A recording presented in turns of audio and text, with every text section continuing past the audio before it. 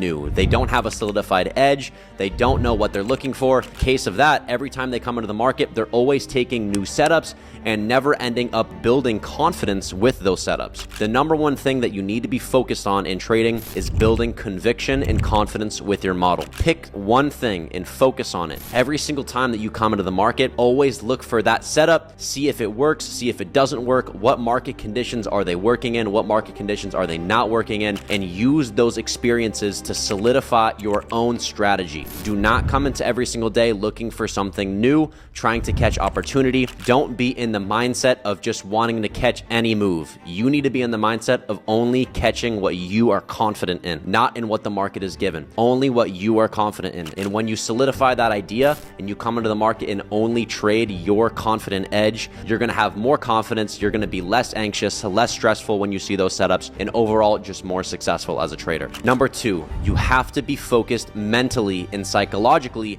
on the right things with your goals. People that are already a year, 2 years into their trading, but they're not successful yet, what's holding them back is the psychological aspect that they tell themselves. When you set your goals to either get funded, get a payout, make money, catch big moves in the market, on an outside perspective, yes, those are things that you want. But when you constantly tell your brain and you want the idea of something like that, bad habits start to form off of those ideas. If I am focused on getting a payout or I am focused on getting paid, psychologically, I will be looking for more opportunity. Even not good opportunity, more opportunity. When I come into the market, I'm constantly looking for things that might not be there, taking more risk on my trades when I shouldn't be, not focused on practicing good risk management. I'm only focused on getting big moves. I'm not focused on what the market's actually showing me. I'm focused on, again, making money, getting a payout. You might not recognize that these things are happening when you are telling yourself these things or when you're setting your goals, but the more that you do these things, it constantly builds bad habits and sets a barrier